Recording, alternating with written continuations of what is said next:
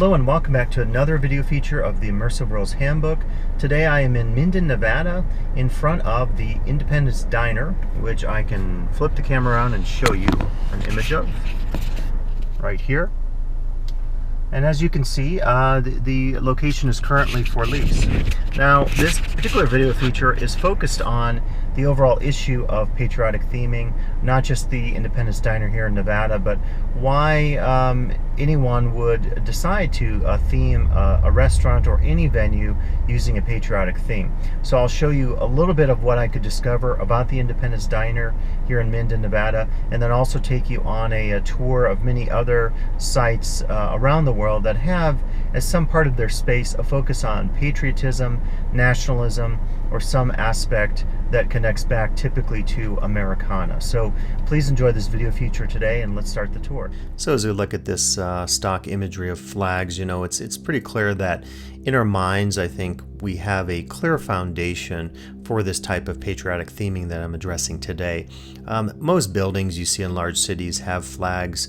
Museums do, schools, libraries, and certainly there's no problem with this, right? But it does identify the fact that we have a clear ideological, symbolic, even existential context when we go to a great memorial like the Washington Monument.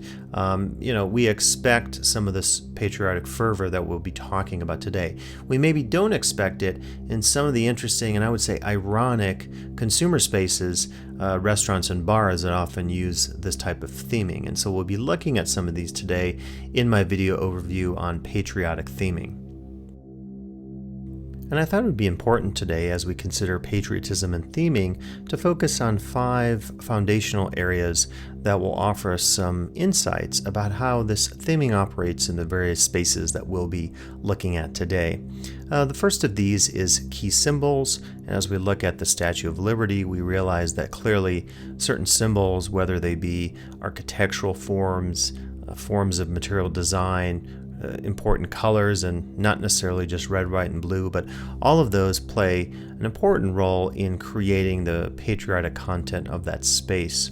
The second would be foundational values, and these will be ideals or values that are associated with the types of theming. So perhaps, say, for patriotic theming in some of the places we'll look at, the intention will be to convey to the guest the idea of freedom or independence or something of this nature.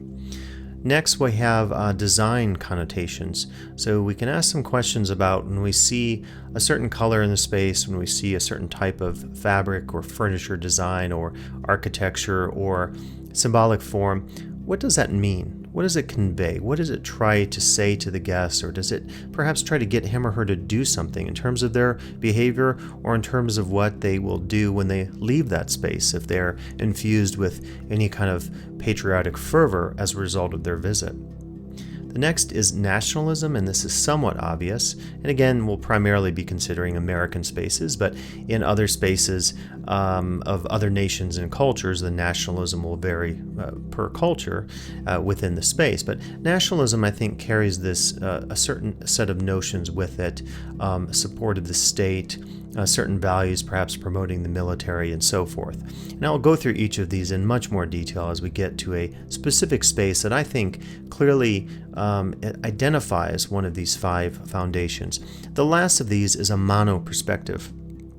And by this I mean you enter the space, and because of its patriotic thematic import, because of its design, there's an inability often to give nuance, to give subtlety, to suggest multiple or competing interpretations of the space or what the space is referencing in terms of its symbolic signifiers. And so as we go through our spaces today, we'll come back to each of these 5 as a way of better understanding the significance of patriotism and theming in the immersive spaces we'll look at.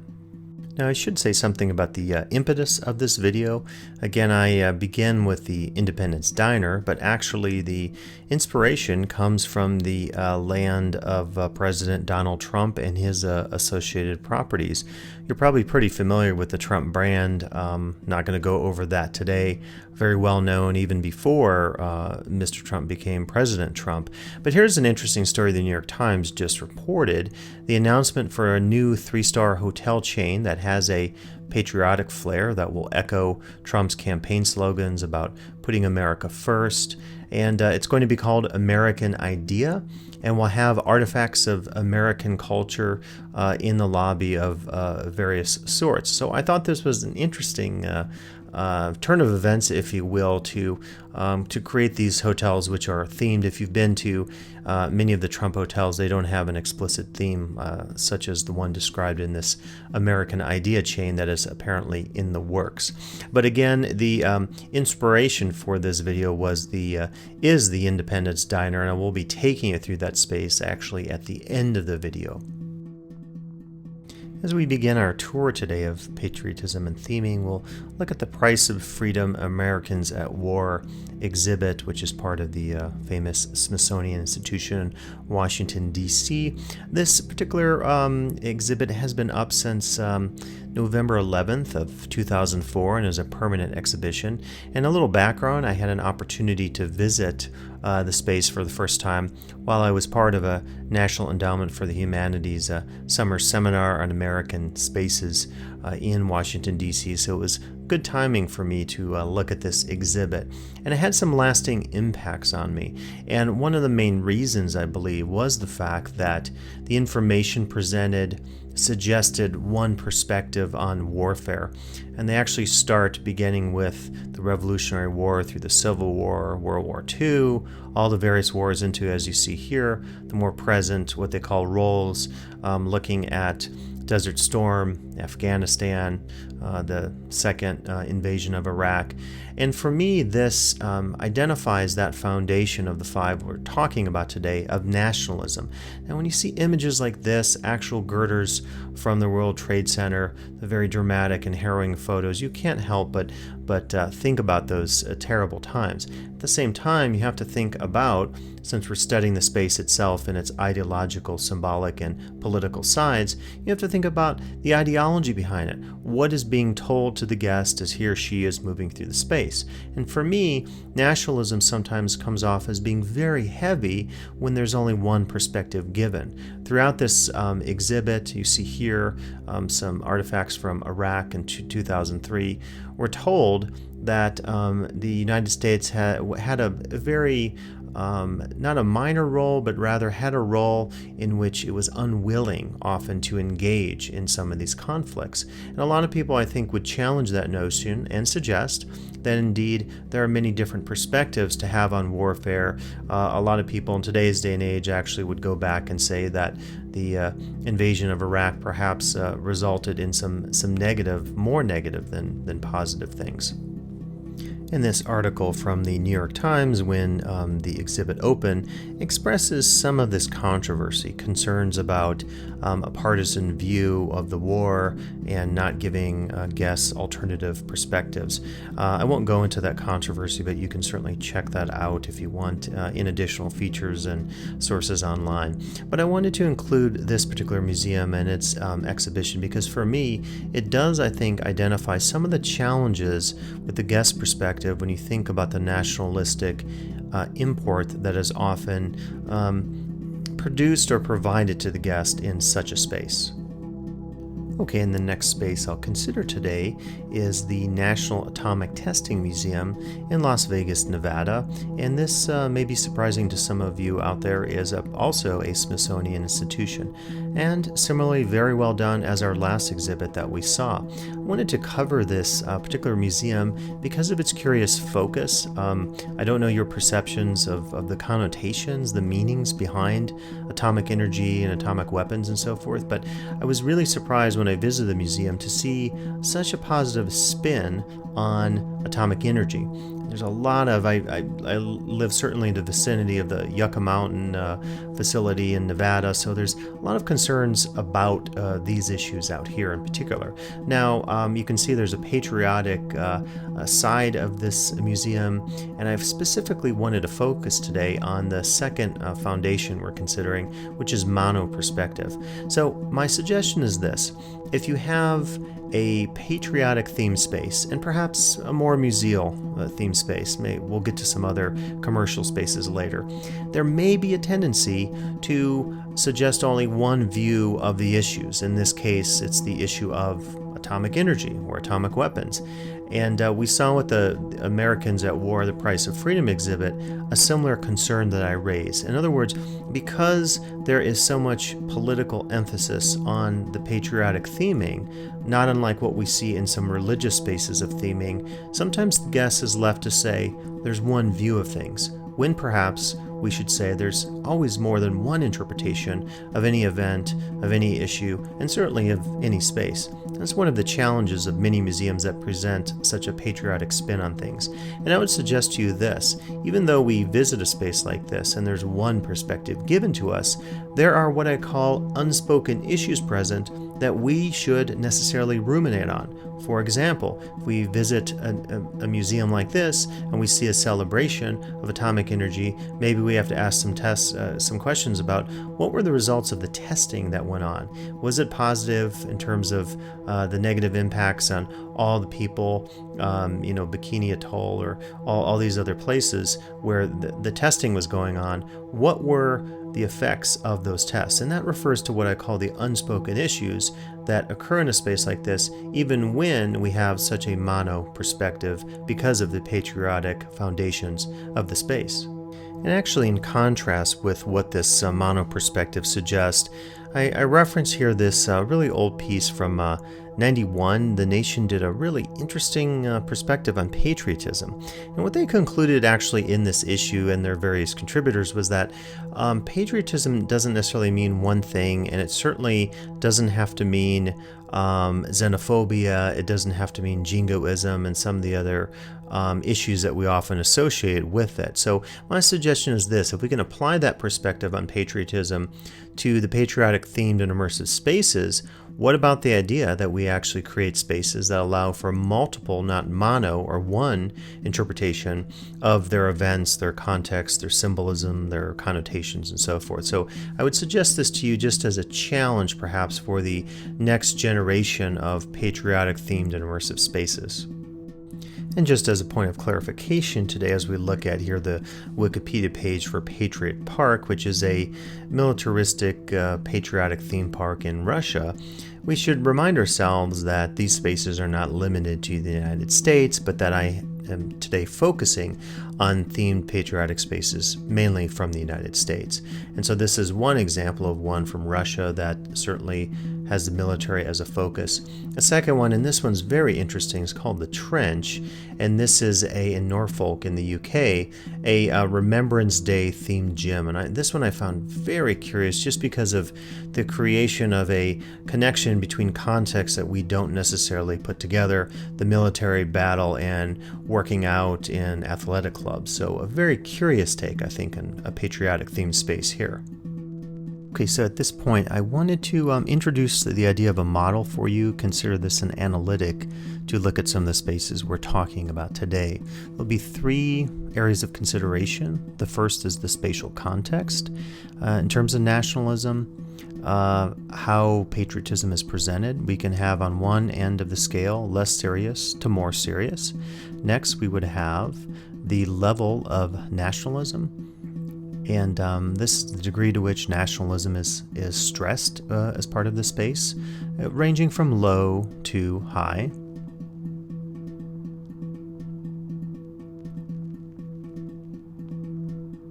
And then our next area that we're looking at today is the symbolic intent.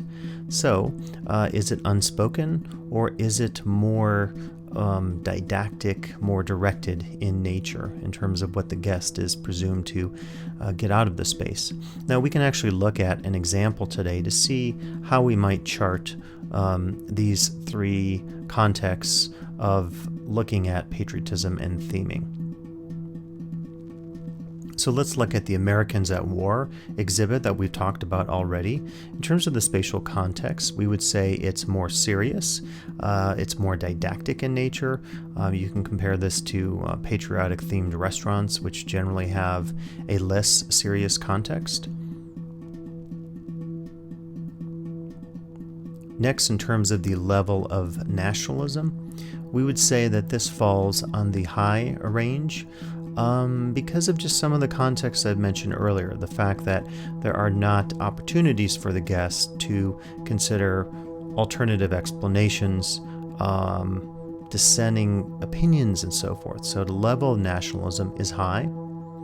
And then lastly, we can look at the symbolic intent. And this as well, I would say, tend towards more directed as far as compared to unspoken.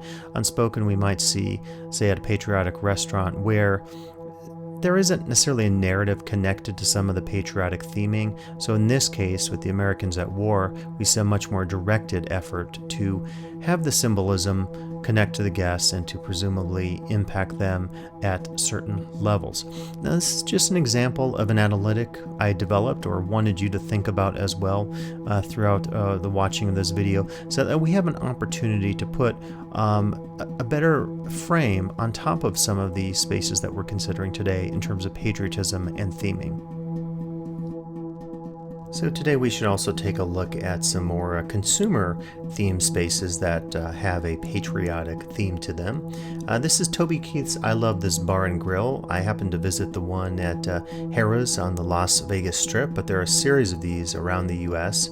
And it's, I think, interesting to think about the issue of the success of patriotic theme spaces, to ask ourselves some questions about, are these spaces successful or not? And if they are or are not, what are some of the reasons for this? And I think this is a very important issue to ruminate on. I'll close the end of the video today at the Independence Diner, asking you hypothetically to think about this in a more research-based context if you were going to, say, do ethnographic or cultural studies analytical research to try to identify, do people like the theming of a patriotic sort, yes or no? And so we'll definitely come back to that later today. And I think it would be interesting to do a study of this sort. As you can see here, this is the Wikipedia page. A number of the Toby Keith restaurants have closed over the years between 2014 and 2015 rather. Now this article from Restaurant Hospitality indicates that indeed a patriotism theme concept is a good one because it has this built-in consistency.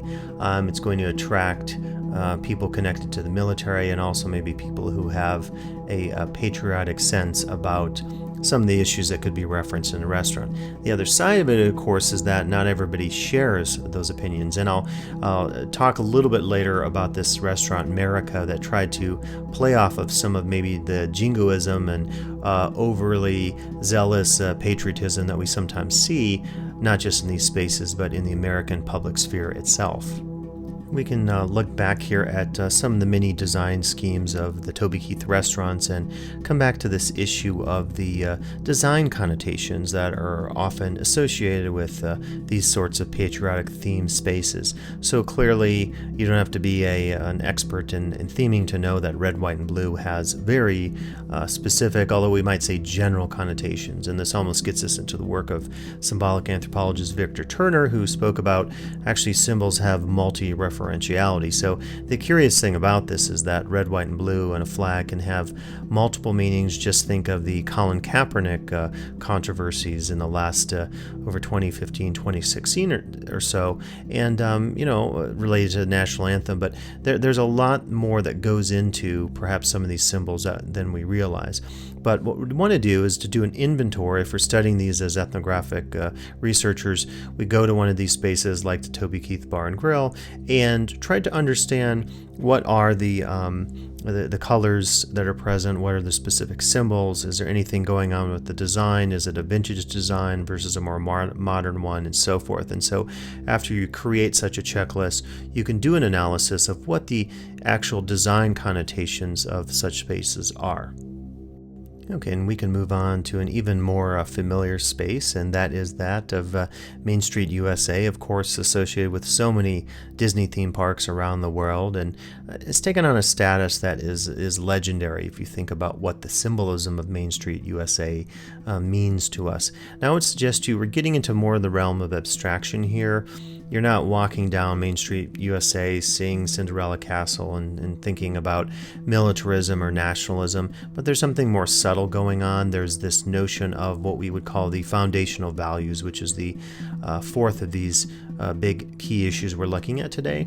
And this would suggest to us certain ideal things about small town Americana. If you know the backstory of Walt Disney and his abilities to create the Disney parks, a lot of it relates to growing up in Marceline, Missouri, and the quaint attractiveness of the town. And this actually isn't Marceline, but this is a typical Telluride, Colorado, a typical image, I think, that you'd see when we associate these sorts of foundational ideals with Main Street, USA. So depending on the theme space, of course, you're going to see different ideals, but this is a good reminder to us that they don't necessarily have to be that dramatic. They can be much more subtle and less pronounced than some of the spaces maybe we're looking at today.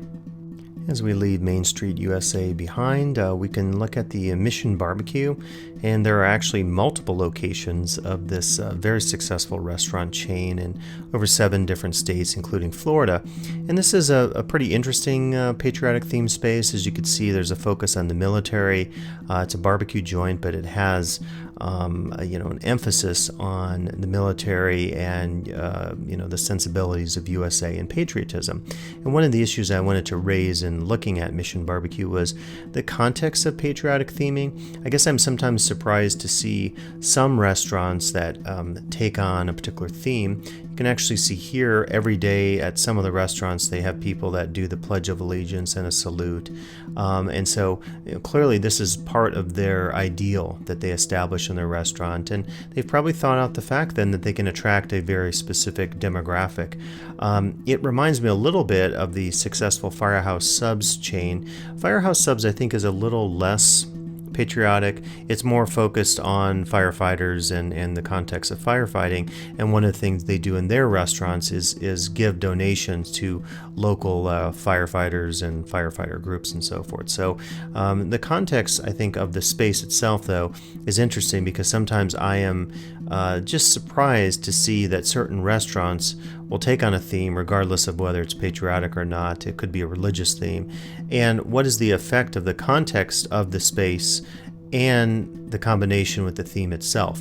Does the theme buttress or help the context, in this case of the restaurant, or could it also harm it in some way? So another research issue to think about in the future as we look at these types of theme spaces. I really believe that there is a second context to address, and this is the context beyond the space itself. Any good cultural analyst, cultural studies researcher knows that you have to consider not just the space, but what informs that space. So to jump back a little bit in time to our consideration of the Toby Keith theme spaces, we could look at this article from Spin and some of the lyrics here of one of his particular songs about an Afghani man. And I won't say a lot about this. You can put your own interpretation and spin on this, but what I would say is that this informs certainly what is happening in the restaurants in terms of the patriotic flair that we see. Likewise, the Donald Trump presidency will clearly have an impact on his American Idea hotel chain that is planned to take place in the future. So it's something to think about, I think, as we consider these spaces. Look at the context beyond or outside of the space itself. Okay, we'll move from that explicit nationalism of the Toby Keith theming to America, appropriately enough titled. This is the restaurant you may recognize inside the New York on the Las Vegas Strip. And what I wanted to say about this restaurant is, if you go back to my 3-prong model, looking at the context, the nationalism level, and the symbolic intent, if we look at the nationalism, I would say here in America, ironically enough, it's low on the spectrum. And secondly, if we look at the symbolic intent, I would put it in the more unspoken, if not invisible realm. Unlike the Mission Barbecue, where people are doing the Pledge of Allegiance, clearly that has a very focused and directed symbolic intent. As you can see from the restaurant here, it really does have a much more subdued approach to the Americana theming. Their big feature is the map of the United States, and although you see the red, white, and blue when you enter the restaurant, it lacks some of the other symbolic trappings that are highly patriotic and nationalistic that we see in some of the other spaces that we are considering today. Okay, and since we're talking about the New York, let's take a look at the New York Hotel and Casino, which certainly has a patriotic Americana theme to it. I'm actually not going to be talking about the casino inside. You could check out my other videos on it. I just want to focus on this, which is the 9/11 memorial outside the casino. And as we look at the imagery here of the New York firefighting ship, boat, we can think about this foundational issue we're talking about today of key symbols. Clearly, the Statue of Liberty itself is a symbol, but I think you get some interesting things going on here with the memorial that was, of course, created as a tribute in 2003, as you can see, to those who lost their lives in 9/11. Now, for me, this was one of the most interesting and I would say dramatic approach to a memorial because of the context of the New York Hotel and Casino. The whole simulacrum effect, the representation of New York City within the casino and outside the casino, just showing you some of the plaques here. So for me, this was a very useful use of patriotism, because in the context of thinking about 9/11, we wouldn't necessarily consider the New York Hotel and Casino as part of that legacy or connection to New York City, which of course we would be wrong to not make that connection because of the way in which theming operates in the world. Now, one of the things that is curious about this, I just read a story that they are in the process of actually removing the memorial, and this was in 2013. I haven't been back since, although I will show you. I just discovered this photo going through my Flickr account of some of the changes, so you can actually see. It's a nighttime shot, but they started to remove the memorial, and the reason was to do this massive expansion, opening up this park space. So for me, I think this is always a reminder of some of the surprises that we discover when we think about patriotic theming. We wouldn't necessarily consider seeing a 9/11 memorial in a space like a Las Vegas hotel casino. Okay, the next space I'm considering is a space called Merica, which was located in New York City. Never had a chance to visit it. It's one of these that opened up and closed very quickly in 2016. As you can see, some of their signage here, the most American bar and restaurant in the world. A couple of shots here I have. Got these all off social media of the exterior of the restaurant. So I could, I guess, describe this, if I understand the space effectively, that it was almost, because it was generated in this time of Trump and Hillary and the presidential election in 2016, it has this context almost of parody. So it's taking patriotic theming to the level of kitsch and almost critique. Again, if I'm understanding it correctly, if you visited the space and you know better and understand the meanings, since I didn't get a chance to see it in person, then please correct me on the comments of the video page. But you can see there's, poking fun at George W. Bush, at Hillary Clinton, at Donald Trump. Trump, of course, I don't have to explain this to you. He's known for this over-the-top sensibility. This is a joke about the wall, building a burger and you have to pay for it. So very, very tongue-in-cheek. You can see the menu here. You can see it's based on a lot of different notions of Americana and political public culture and so forth. The Trump burger and the Hillary burger reminds me a little bit of the famous burger joint on Fremont Street that maybe you saw my video about. And here, as you can see, the restaurant closed. I say unfortunately, again, I haven't visited the restaurant, but I do appreciate the spirit of this restaurant, because to me, it's a totally different side of what I've identified in looking at the imagery of what we typically think of in terms of a patriotic themed space. In this case, it seems like more poking fun at it, perhaps for the attempt of trying to use levity to attract clientele. Why that didn't work, or why the restaurant closed, I'm not entirely sure, but it maybe gives us a reminder of some of the possible variations on patriotic theming in the future to consider. Okay, for our last space today, we'll return to the Independence Diner.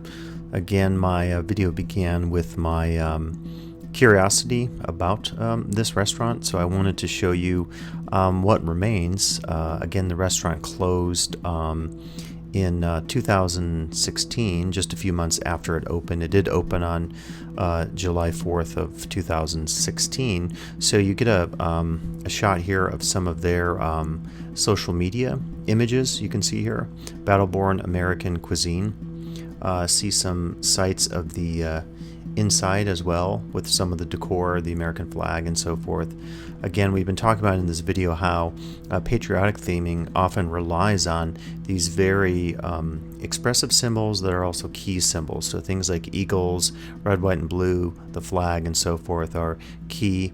You'll see a little bit later with some of the social media information that they also extended this to some other connections with political culture and so forth. I read an article about the people who opened the restaurant, and they were particularly political. So you can kind of see that in the concept behind the restaurant. This is a newspaper article about the opening of it, and it's at 1776 Highway 395. So it has that patriotic number as well, or did. Here's the menu you can see, and a sample of one of their burgers. So in some cases with this type of theming, you will find patriotic menu items. It's pretty common.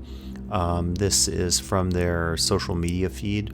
Again, what I tried to do was to discover whatever I could online, because the restaurant since closed. This is some of their apparel that they had. So you can see Battle-Born American Cuisine. Another example here of what the employees wore as far as the camouflage uniforms. So there's a connection beyond patriotism. You'll see with this ammo giveaway they did in a bit. There's a connection also to, I guess you could say, hunting culture, or perhaps guns. Here's some political slogans you can see about tyranny and the Constitution and patriots and so forth. So it's taken to a pretty explicit level. You could see here very clearly. This was a plaque that was hanging there: my flag, my home, my family, my home, my flag, my country, respect them all. So very traditional messages. And this I thought was kind of curious. They actually had a free ammo giveaway shortly after opening. So again, some of the images I was able to locate online, and gives you a little bit of sense of what the Independence Diner was like. Okay, now we'll jump back here a little bit. So here's my on-site video I recorded trying to see what was left here of the Independence Diner. It was really hard actually to get, because of the sunlight, to get some good shots. You see a little glimpse of just, you'll recall that wall there, the graffiti wall. There's just a few fixtures left. It looks like a lot of stuff was sold. I saw an indication on social media that they did liquidate most of their equipment. You see an old train set there, hard to make out. And then coming up, you'll get this image, which I found actually kind of a bit somber, looking at this image of some of the military photos and other images that we saw actually on social media. You can see right there on the table. So